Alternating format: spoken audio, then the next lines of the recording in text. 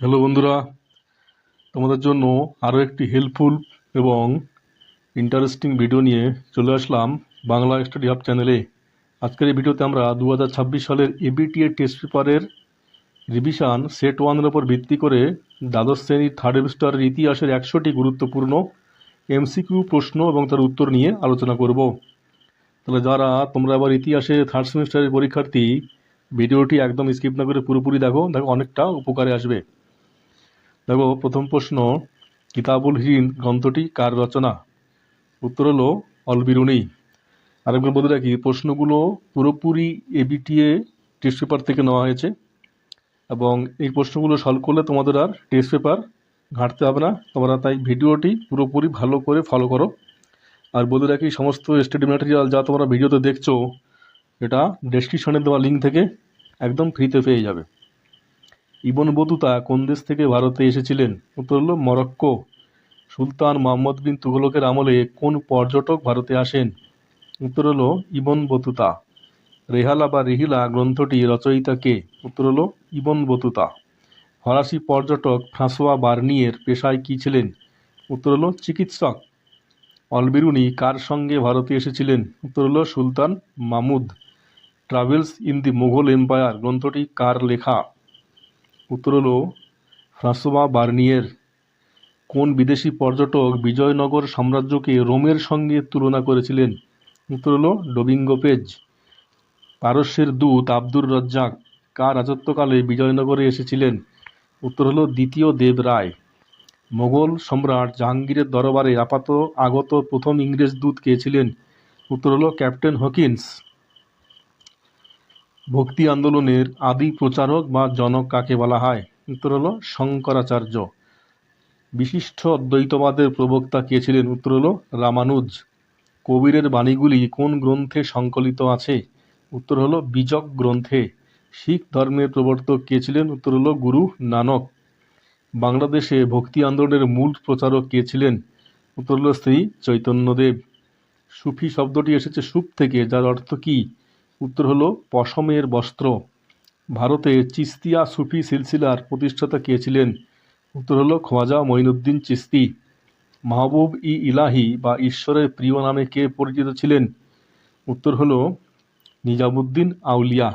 তোমাদের বলে রাখি, ইতিহাসের দ্বাদশ শ্রেণীর থার্ড সেমিস্টারের জন্য সমস্ত অধ্যায় ভিত্তিক প্রশ্ন আমাদের চ্যানেলে দেওয়া আছে। তোমরা চ্যানেলে গিয়ে দেখে নাও এবং প্লেলিস্ট থেকে সেগুলো তোমরা ডাউনলোডও করে নিতে পারবে। সুফি সাধকদের বাসস্থল বা আশ্রমকে কি বলা হতো? উত্তর হলো খানকা। মীরাবাই কার উপাসক বা ভক্ত ছিলেন? উত্তর হলো শ্রীকৃষ্ণ।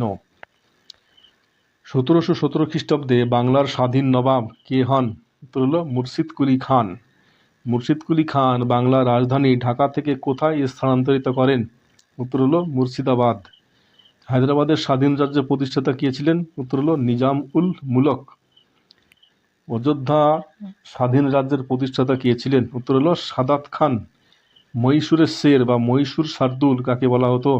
উত্তর হলো টিপু সুলতান। শ্রীরঙ্গপত্তনমের স্বাধীনতার বৃক্ষ কে রোপণ করেছিলেন? উত্তর হলো টিপু সুলতান। শিখ সাম্রাজ্যের বা স্বাধীন শিখ রাজ্যের প্রতিষ্ঠাতা কে ছিলেন? উত্তর হলো মহারাজা রঞ্জিত সিংহ। রঞ্জিত সিংহের রাজধানী কোথায় ছিল? উত্তর হলো লাহোরে। শিবাজি কত খ্রিস্টাব্দে ছত্রপতি উপাধি ধারণ করে রাজ্যাভিষেক করেন? উত্তর হলো 1674 খ্রিস্টাব্দে। মারাঠা প্রশাসনের প্রধানমন্ত্রীকে কি বলা হতো? উত্তর হলো পেশোয়া।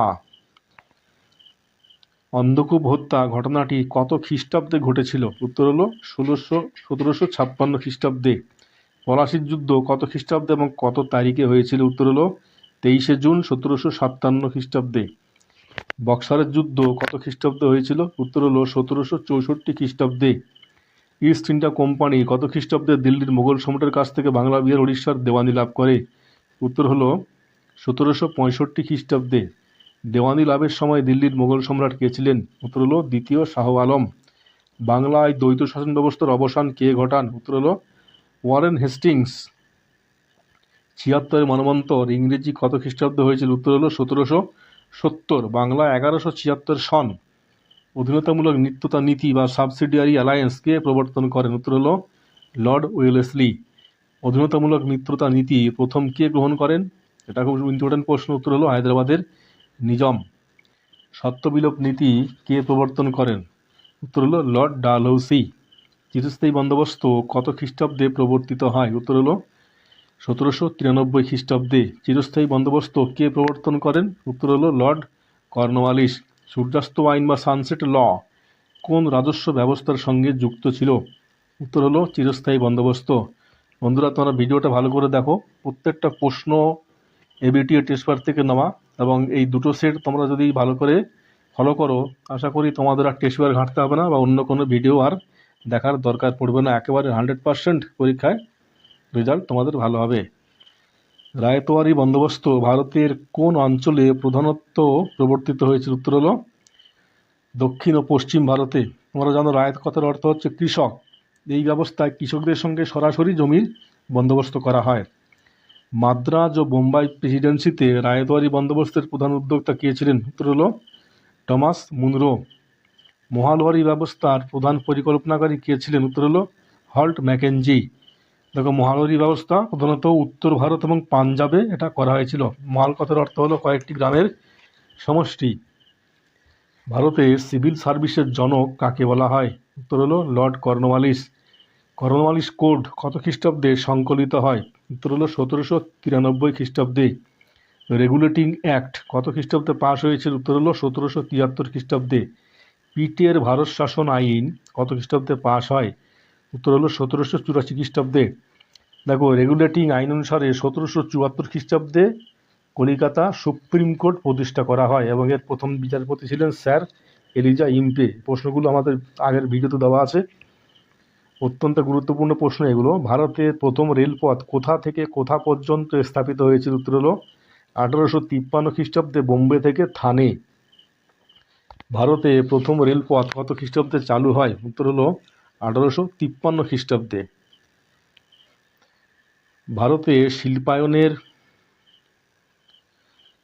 ভারতীয় শিল্পায়নের ইতিহাসে অবশিল্পায়ন বা ডি ইন্ডাস্ট্রিয়ালাইজেশনস বলতে কি বোঝায়?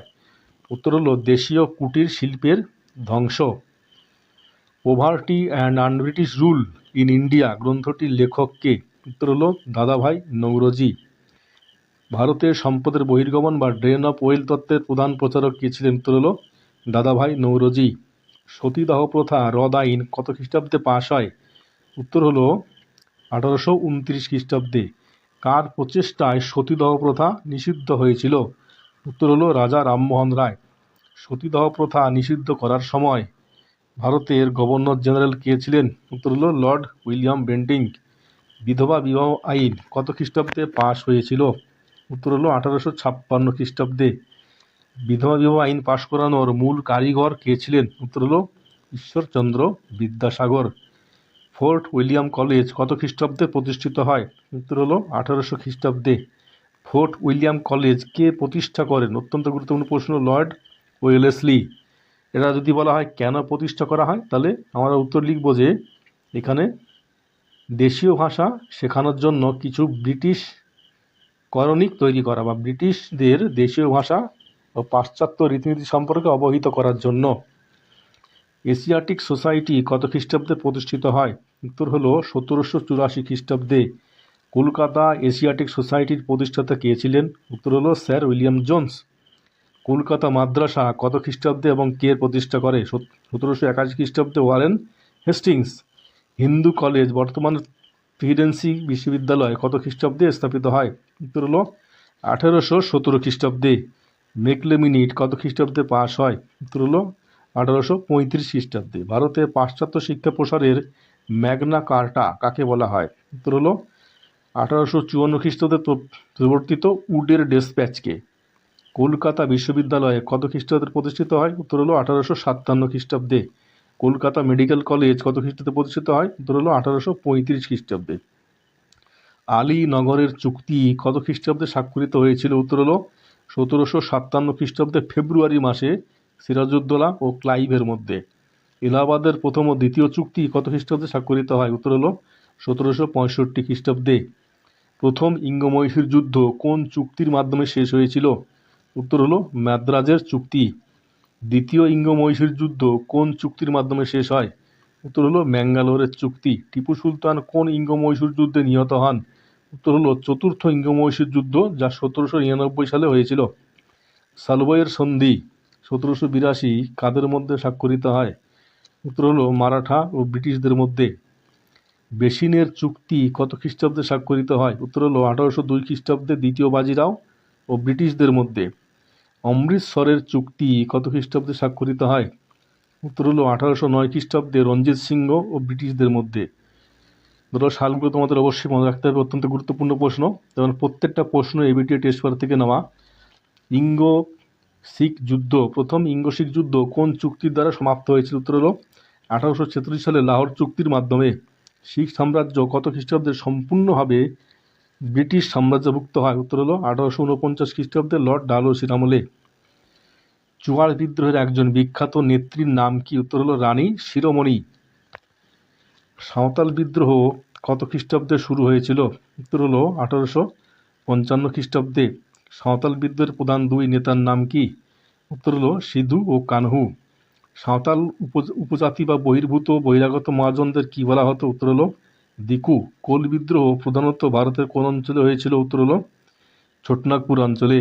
মুন্ডা বিদ্রোহের প্রধান নেতা কে ছিলেন? উত্তর হলো বিরসা মুন্ডা। বাংলায় ওয়াহাবি আন্দোলনের প্রধান নেতা কে ছিলেন? উত্তর হলো তিতুমির বা প্রকৃত নাম মীর নিসার আলী। তিতুমির কোথায় তার বিখ্যাত বাঁশের কেল্লা নির্মাণ করেছিলেন? উত্তর হলো নারকেল বেড়িয়া গ্রামে। বাংলায় ফরাজি আন্দোলনের প্রতিষ্ঠাতা কে ছিলেন? উত্তর হলো হাজি শরিয়াতুল্লাহ। নীল বিদ্রোহে অর্থাৎ 1859 সালে অবসান তদন্তের জন্য কোন কমিশন গঠিত হয়? উত্তর হলো নীল কমিশন 1860, এটাকে ইন্ডিগো কমিশনও বলা হয়। ভারতের কোন রাজ্যকে ব্রিটিশরা স্পঞ্জ বা সম্পদ শোষণের চারণভূমি বলেছিলেন? উত্তর হলো বাংলাকে। পর্তুগিজরা ভারতে কোথায় প্রথম বাণিজ্য কুঠি স্থাপন করে? উত্তর হলো কালিকট বন্দরে। ইংরেজরা ভারতের পশ্চিম উপকূলে কোথায় প্রথম স্থায়ী বাণিজ্য কুঠি গড়ে তোলে? উত্তর হলো সুরাটে। ফরাসি ইস্ট ইন্ডিয়া কোম্পানির প্রধান কার্যালয় ভারতে কোথায় ছিল? উত্তর হলো পন্ডিচেরি। শেষ মোগল সম্রাট কে ছিলেন? উত্তর হলো দ্বিতীয় বাহাদুর শাহ। কত খ্রিস্টাব্দে ভারতে ইস্ট ইন্ডিয়া কোম্পানির শাসনের অবসান ঘটে এবং ব্রিটিশ রাজদণ্ডের শাসন শুরু হয়? উত্তর হলো 1858 খ্রিস্টাব্দের ভারত শাসন আইনের মাধ্যমে। 1880 খ্রিস্টাব্দের 1 নভেম্বর এটি প্রকাশিত হয়। সুপ্রিম কোর্টের প্রথম প্রধান বিচারপতি কে ছিলেন? উত্তর হলো স্যার এলিজা ইম্পে। কলকাতার সুপ্রিম কোর্ট কত খ্রিস্টাব্দে প্রতিষ্ঠিত হয়? উত্তর হলো 1774 খ্রিস্টাব্দে। আমরা একটু আগে বললাম 1773 খ্রিস্টাব্দের রেগুলেটিং আইন অনুযায়ী। শ্রীরামপুর তৈ নামে কারা পরিচিত ছিল? উত্তর হলো উইলিয়াম কেরি, জোশুয়া মার্সম্যান এবং উইলিয়াম ওয়ার্ড। বাংলার প্রথম গভর্নর জেনারেল কে ছিলেন? উত্তর হলো ওয়ারেন হেস্টিংস। তাহলে বন্ধুরা, আজকের এই ক্লাস এই পর্যন্ত। ভিডিওটি ভালো লাগলে অবশ্যই বন্ধুদের সাথে শেয়ার করো এবং অবশ্যই লাইক ও কমেন্ট করো, এবং এই ধরনের ভিডিও পাওয়ার জন্য চ্যানেলটি অবশ্যই সাবস্ক্রাইব করে রাখো।